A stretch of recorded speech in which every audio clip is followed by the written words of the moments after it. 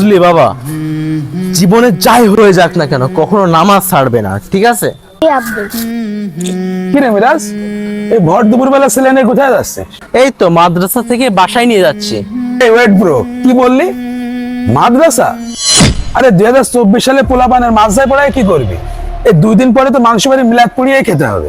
হাসান, আলেম ওলামাদেরকে নিয়ে এমন কথা কখনো বলতে হয় না। বুঝতে পারছি বন্ধু, সত্যের সম্মুখীন হওয়ার ক্ষমতা তোর নেই।